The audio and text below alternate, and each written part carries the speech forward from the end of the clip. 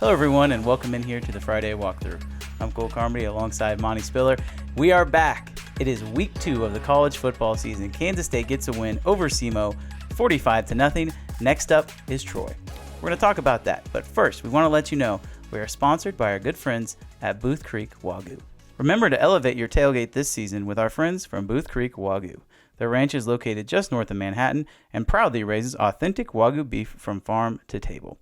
Visit their retail locations in Manhattan and Overland Park or online at boothcreekwagyu.com. Well, Monty, like we said, 45-0 for the Cats over SEMO.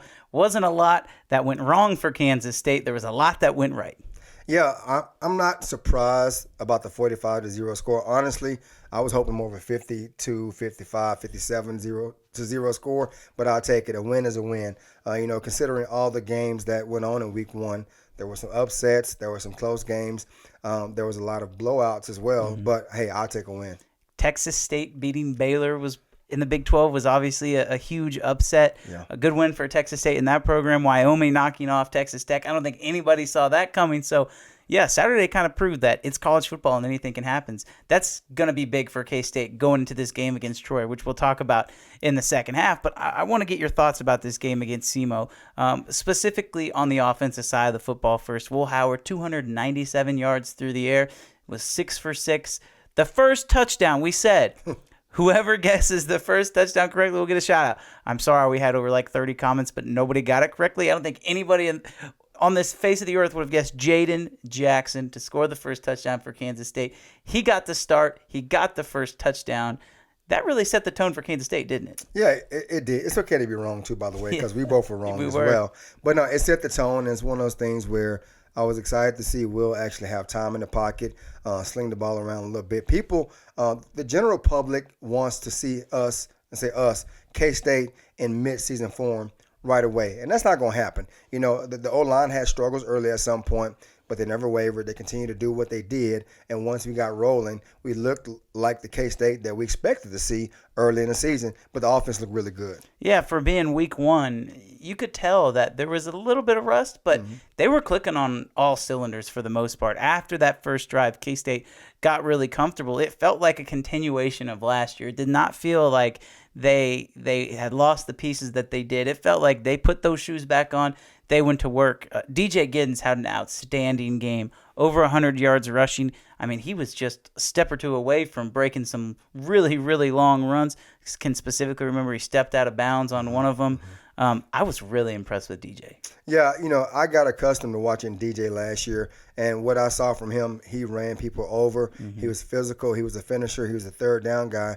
But this past Saturday, he showed his speed, and I'm not sure how much he's weighing. He looks more fit. Not saying he looks thinner, but he looks more fit than he did last year. But we know as you get another year in the program, another year of weight, you're going to get bigger, stronger, faster. But he showed that he has that second level speed. If he get outside on the edge or breaks through a hole, he can get it up and go. And not just him, but Treshaun Ward too. Yes. There was some moves that it's hard not to think about Deuce Vaughn with the way Treshaun Ward ran the football. Only 11 carries for just almost 60 yards. That's going to change. I have the feeling that he is going to get, as Chris Kleiman likes to say, the lion's share of the reps here pretty soon. Both of those guys had an outstanding game, but Treshaun Ward is so shifty. He is, and it's one of those things where we wanted to like him to Deuce going into the season because last year we had so much success with Will, with DJ, and with Deuce. And now Mr. Ward, Treshaun, being in there, he can kind of fit that piece that we lost with Deuce. And that's what most people want to see because we had so much success with that. But also, I'm kind of interested to see because, as you saw, Colin opened up the playbook a little bit, not a whole lot. But I'm kind of see what they can do with him as we go against Troy and Missouri and other teams throughout the season. But I think they kind of kept his play selection limited because we don't want to show our hand early, but he showed what he can do, but I feel like he's capable of a lot more. He definitely is, and it's good you brought up Colin Klein because that's where I wanted to go next. We've talked about how, the Bill Snyder way of thinking is save your plays and don't show your hand too early. I think Colin Klein is the opposite of that. They're going to throw all these trick plays with Treshaun Ward and the pass to Will Howard, obviously. Well, guess what? Now anytime that Treshaun Ward gets the ball on a handoff near the goal line on a counter play, and Will Howard jogs out, the defense has to be accountable for him. It's almost like Colin Klein is saying, here, we can do this. We are going to be able to do this if we want. So you have to waste 5 minutes of practice time on it when we're working on something else. Absolutely. And we may or may not use that play ever again this year. But like you said, if you're Division II college, I don't know where you're at. If you're a college coach, you're watching film, you have to prep for everything. Just like some offenses, when they score extra point, they line up in the swinging gate. Mm-hmm. You know, will they run it? Probably not, but it forces you to take time of preparation, rather you could be focused on something else. Take 5 minutes, 10 minutes out of your practice plan to get ready for this, and it's great coaching. It is. And I know we're talking about K-State, but you brought up the swinging gate. If anybody watched Colorado and TCU, yes, every extra point, they ran a similar version of that, and they kicked the extra point every time. But there's going to come a time where they decide to go for two, and they play Nebraska this week. They're going to have to work on that. You never know when you'll be able to break those trick plays out. But I thought the offensive line at times was a little shaky, but I also think that's just a product of rotating so many guys in there. I think in the first half alone, they played 6 or 7 guys, and we know Connor Riley likes to do that, but between starting Cooper Beebe at left guard, he then moved to right tackle, goes to left tackle too. You've got some flexibility in there, but they had to work through some things. Yeah, of course. And people don't realize, even though we're a veteran group at the O-line, and we have tape of SEMO from the year before, but they have different personnel. And so we don't know what they're going to present. And as far as a defense, it's easier to prep as a defense because you can dictate what you want to do. Offense, you have to basically adjust to what's being given at you in some instances. And SEMO ran a lot of stunts. They gave a lot of different looks. They ran an odd front and even front. They walked guys up. So K-State O-line had to adjust on the fly. And as the game went on, the communication got better, and they picked up the stunts a lot easier, and they opened holes. But early, SEMO gave us a little bit of problems because we hadn't seen it. But once we make adjustments, the coaches up top see things, they communicate, they were fine. But that's one thing our O-line did a really good job of. Yeah, they adjusted very well as the game went on. But you mentioned it, the only mistake of the night for the offense and Will Howard came on a Will Howard interception. I think if you ask Will, he'll probably tell you he shouldn't have thrown that ball, but he got hit as he was throwing. The defensive end slanted on the inside of Carver Willis. He was expecting him to go out. They ran a little stunt where the linebacker went out. The defensive end caved inside and beat him across his face, which is a big no-no as an offensive lineman. Never want to get beat inside. But he did, and Will threw the interception. But again, that's the kind of learning experience for a guy like Carver Willis, who is filling in for Christian Duffy.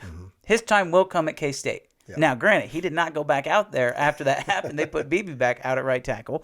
But his time will come at Kansas State, and that is a moment that he will be able to learn from. Absolutely. And K-State, in recent history, has had a lot of success with playing young guys early in games. A lot of times in my era, if we were up on somebody 50-something to nothing, fourth quarter with 4 minutes to go, then we got a shot. Times have changed. Now we're up in the third quarter by 21. Coach, even the second quarter, coach are playing guys, a group of second guys, not just 1 or 2 guys here, a group of them, and allowing them to get some quality minutes and developing them for the future. And when this line we have now graduates, there'll be guys that step in with game experience and not miss a beat and to be just as good, if not potentially better. And that's exactly why you get those players experience. K-State finished the game with 77 players seeing the field. Awesome. That's awesome. It is so cool. That's awesome. From walk-ons to true freshmen to everybody in between. Being able to get that many players in the game is such a healthy thing for your program. You mentioned guys getting experience, and I would be remiss if I didn't ask you about Avery Johnson. The true freshman from Mays, Kansas, comes in, puts up pretty good numbers, but right. I think his play just got people excited. What'd you see from Avery? It's funny because it was during a media timeout. I was at the game with my youngest son, and we sit on the west side, and so we could see him warming up. He was warming up with a couple of receivers, and Rubley as well. Rubley had his helmet off, and so I nudged my boy and I said, hey, I think Avery's going in. And so he gets on the phone, he calls his boys, and they're on the other side of the stadium, hey, Avery's going in. So all of a sudden they got a text message going, but I was excited to see the crowd. Yeah. When he came in, and it was like one of those things where it gave me goosebumps because I'm excited for the young man and I'm excited for the future of K-State. I want Will to do well, and I look forward to having Will here his senior year and to finish out on a high note. But I'm excited about him, and when he got in, he looked like a vet. There was no panic. He saw things slowly, everything moved in front of him. When the pocket broke down, he knew what to do. He didn't look to run right away. I'm excited for that man. He didn't look like a true freshman. No, he did not. He didn't look like a true freshman.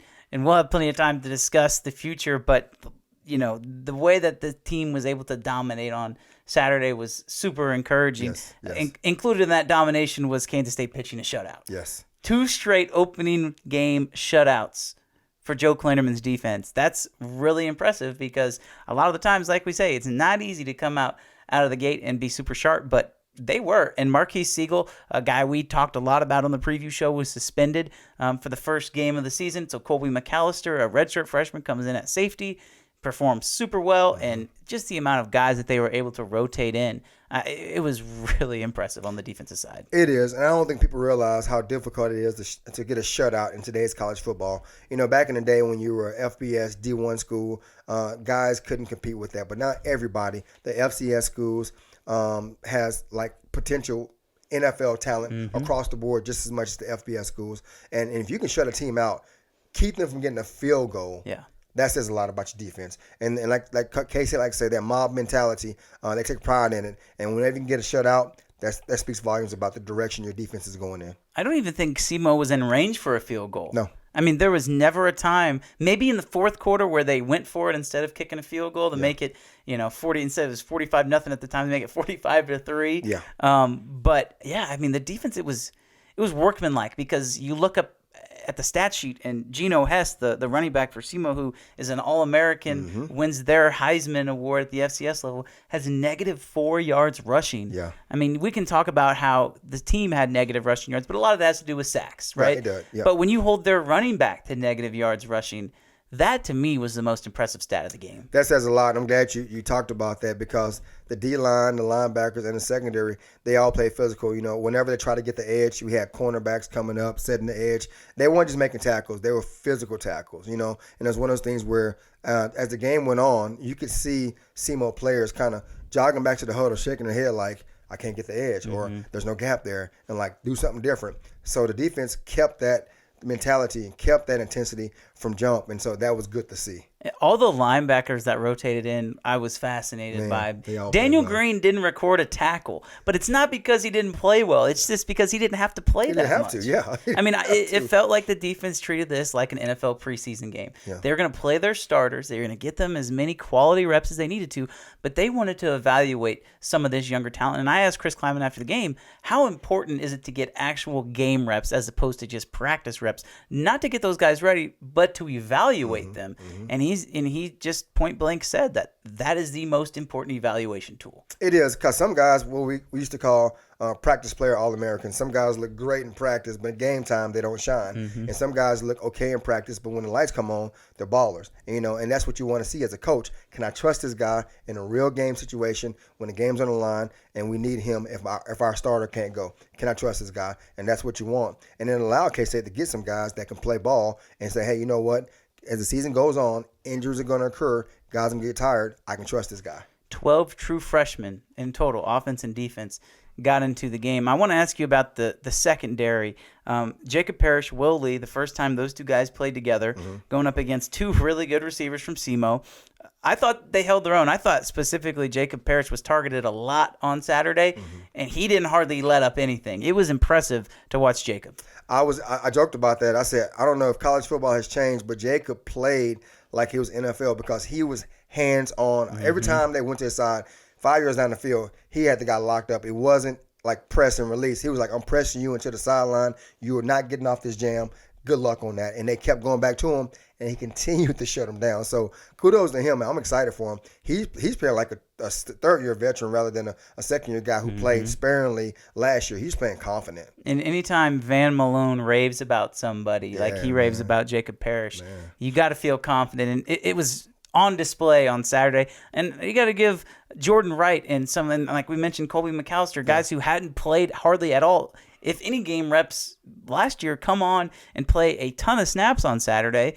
And they really played well. I mean, that is a solid receiving core. We talked about SEMO's strength was on the offensive side of the ball.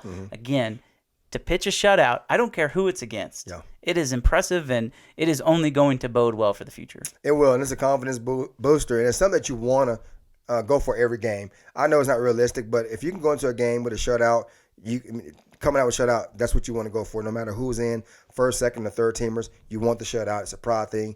Anybody who plays defense understands that you want a shutout. Yep. No doubt about that. As we wrap up this first half, I want to say, if you're still watching this video, make sure you leave a like. Drop me your score prediction for Saturday. Score prediction for Saturday. If you are right, the closest person. We want to give shout-outs. We couldn't give a shout-out this week. We want to give shout-outs. Drop a comment. Closest one, we will shout you out on the next episode. But before we get to the next episode, we got to get to the next week, and that is the Troy Trojans out of the Sun Belt. We will preview that game when we come back on the Friday Walkthrough. Welcome back in here to the Friday Walkthrough. Cole Carmody alongside Monte Spiller. We are sponsored by Booth Creek Wagyu. Make sure you get in, shop all of their freshly raised local product, get you some beef. The K-State beef is set to get back in action on Saturday. The offensive line is going to have a good test against Troy. We'll talk about the offensive line and much more. So let's just go ahead and dive into this. Troy, winners of 12 in a row, Sun Belt champions, coming into Manhattan for an 11 a.m. kick. K-State currently a 16.5-point favorite. I'm a little interested and surprised by that line. I didn't think it would be that much. This Troy team is a really good team. I think the powers that be that made that line is kind of sleeping on Troy or giving K-State way too much credit. But I'm with you. The Sun Belt Conference is a tough conference, and if you can win that conference, that says a lot. You know what I mean? You got Marshall, Coastal Carolina, some dogs in that conference. So I am not taking them for granted. I know K-State's not taking them for granted, and I want to prep our fans. Early in the game, if it's a close game, don't panic, man, because it's to be expected. Now, if we get ahead, great. But don't panic if it's a close game going into the second quarter because they're a quality team. Chris Kleiman talked about it at the press conference, and a lot of it can maybe just be attributed to coach speak, but he said he anticipates this to be a 4-quarter game. Yeah. I mean, the thing about Troy, right, you're located down there in Alabama. You get a lot of the kids who are under-recruited by the SEC schools. They're from SEC country, but for whatever reason, they just kind of slip under the radar. But then they get into a program like Troy, and they develop, and they turn into SEC caliber players. It's the same thing that happens at K-State when K-State recruits under-recruited players, I should say. So this Troy team is super talented, and we'll just go ahead and start off with the running back. Kamani Vidal, 248 yards last week in a 48-30 win over Stephen F. Austin. Last season for the Trojans, he had over 1,100 yards. The running back situation for Troy is really good.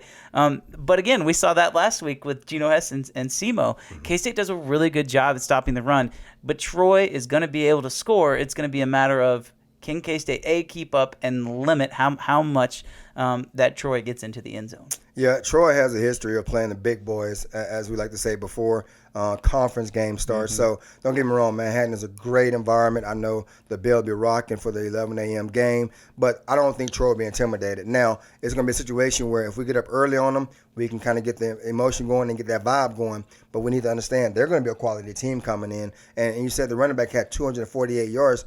I don't think people realize how hard that is to do at any level. 248 yards is a lot of yards. So that speaks a lot about that running back. On less than 25 carries, too. So, Vidal is going to be definitely itching for another one of those performances. And it's important to note about this Troy team, too. They scored 48 points. They won by 18 playing Stephen F. Austin, but they had 4 turnovers, too. So think about how many more opportunities they would have had to score the ball. Now, how much does that say about Stephen F. Austin's defense? Probably a lot, right? This is an FCS school, not as good as SEMO by all accounts, but still a program in Texas. So again, there's good football players everywhere. But again, this Troy team, the offense is their calling card. They've got a 4th-year starter at quarterback in Gunnar Watson. Last season, though, he is turnover prone. Had 12 interceptions in 14 games, so he will give you the ball. He did throw an interception last week. To me, if K-State wants to be in this game, if they want to pull away in this game, I should say, it's going to start on the defensive side. You're right. I expect K-State, to bring a lot more pressure this week. Last week, they kept it pretty vanilla. They brought some pressure, 4-man pressure at time, but I expect Coach Kleiman to dial up some blitz packages, to have a little different personnel in there. We'll probably be heavier up front because they are a run-heavy team, so we want more beef up there. But I think K-State is going to dial up some pressure and put the pressure on that quarterback, knowing that he is turnover prone. But also, I feel like our depth is going to come into play. It won't be particularly hot, but I feel like if it's an up-tempo game like K-State can do, I don't know if they have enough depth to keep up with us late in the game and for us to pull away late. Well, that's the thing about those group of 5 schools. You might have 22 really good players, but it's the drop-off in the depth that separates them from the Power 5 teams, and I think that's where K-State has the real advantage. Like you said, you talked about the beef. Uso should be back fully healthy. Yes. When he was in on Saturday, he was a difference maker, and getting that big nose guard back up in the middle is massive for this team. No Jake Clifton. Chris Kleiman said he was doubtful. The backup linebacker was injured in the second half. We don't think it's too serious, but that's why you have depth there, and so we'll see guys like Asa Newsome and even Austin Romaine, another true freshman, get some reps. I'm just very interested to see the speed of Troy because we have a great idea that their skill position players are going to be up to par, but it's the interior, the offensive and the defensive line. I think that's where K-State's going to have an advantage. I agree 100%. Starting with the offensive line, I know Troy has athletic defensive guys. The D-ends are more slim guys, not little guys, but they're not the Big 12, not the SEC type. And yeah, you can be great on pass rush, but K-State can run the ball too. So you want to pass rush us, try to speed us up, fine. We'll hit the middle and wear you down. So I think that part we should have the advantage. And D-line wise, we have so much depth on D-line, especially on the outside. Our D-ends are so athletic, and one rolls in, and he's just as good as the one that came out. So I look for us to dominate on both sides of the ball from the D-line and O-line aspect. And Troy likes to play fast. I mean, you don't score 48 points without playing fast, but something that might impact this year, and fans may or may not have noticed on Saturday, but the clock situation. Yes. The clock does not stop after a first down. It's more the NFL style this year. They said on average, and shout out to the Go Power Cat Questions podcast for this tidbit of information, 7% of the game it's a 7% shorter this year, so it cuts off about 12 plays or so, which is a big deal. I mean, when you're a visiting team who is an underdog, you want to try and slow the game down and maximize your possessions.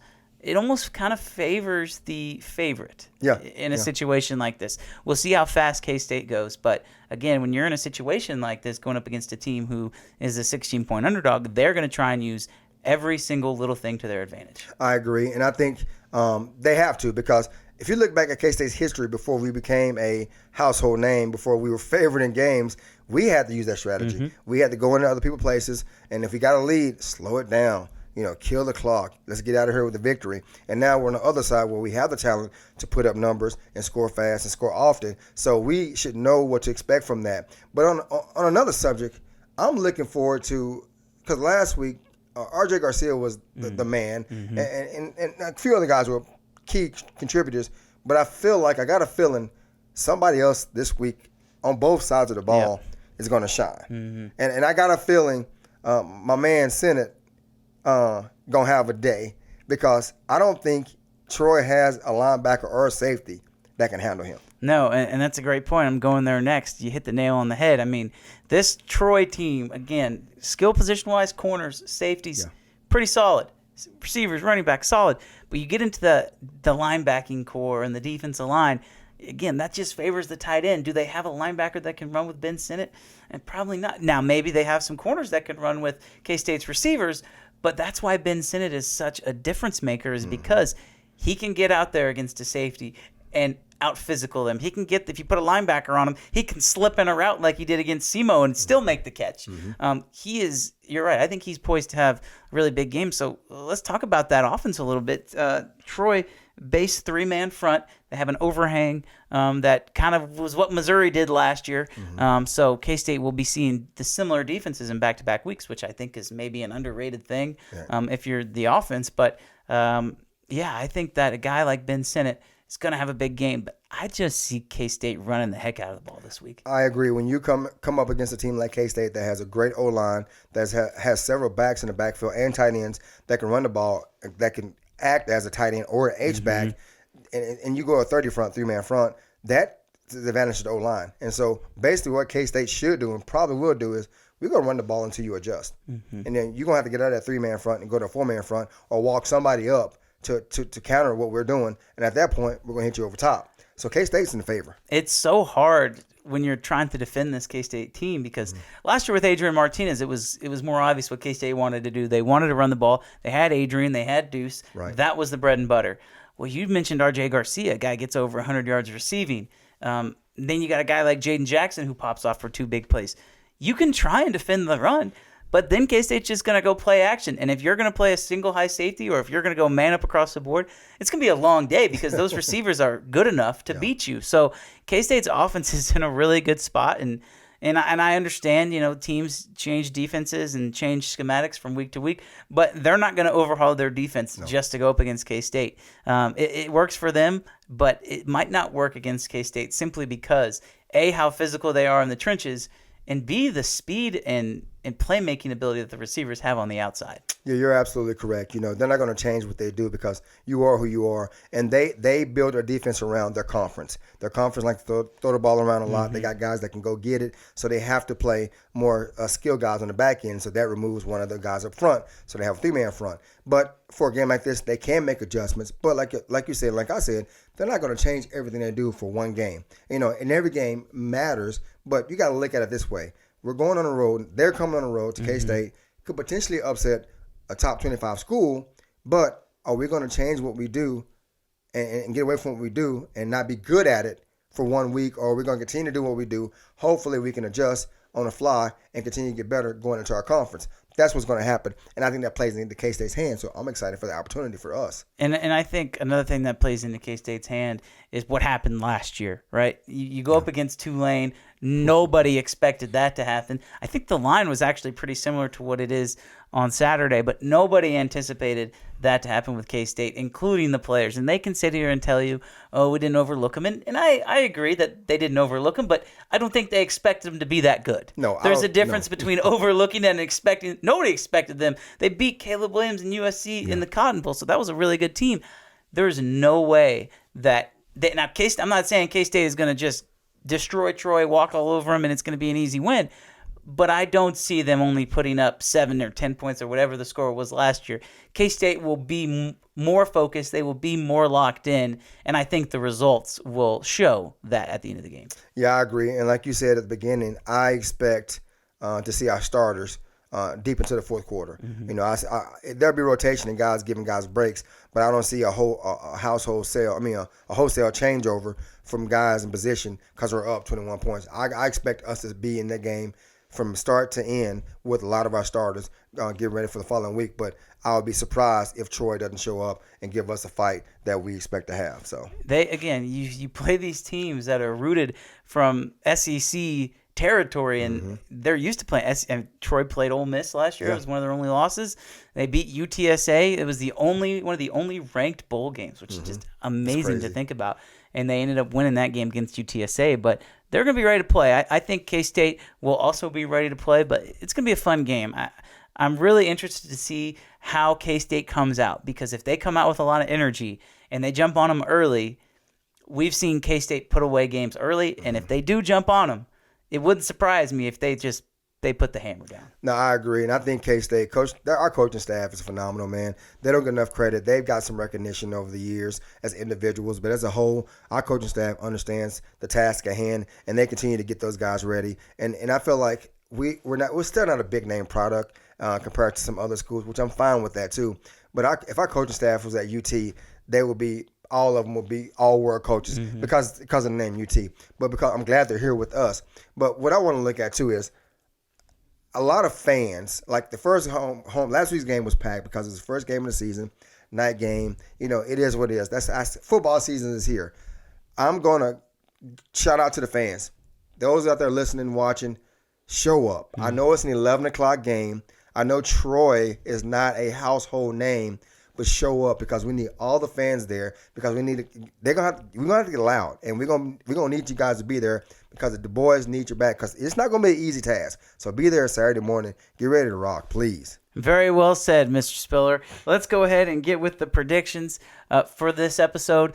Only going to do scores. Don't have any crazy, wild first touch. We're not messing with that, man. No. We were so wrong. We don't need to be wrong twice. I see you're thinking over there, I'll go ahead and go first. I do think this will be a fairly close game. I'm going to say 21-10 at halftime. Okay. At halftime. Ooh. And it's going to finish 31-13. Okay. So I got 31-13 K-State. For you gamblers out there, you're going to be sweating the cover. I do think K-State covers, but I'll say 31-13 simply because I think K-State runs the ball a little bit more. It's a little bit harder to make those big plays. Troy's going to play deep. I think they're going to try and take away the big play after what happened last week. So 31-13 K-State. I like that. I'm going to go a little bit higher on both ends. I'm going to go 45-17 just because I know Troy is apt to turn the ball over, and I think it will give us short fields where we can score fast. So I'm saying 45-17 Cats. There you go. You heard our predictions. Make sure you leave your score prediction in the comment the closest to the score. We'll get a shout out on next week's show. Thanks everybody so much for listening. We'll talk to you next Friday.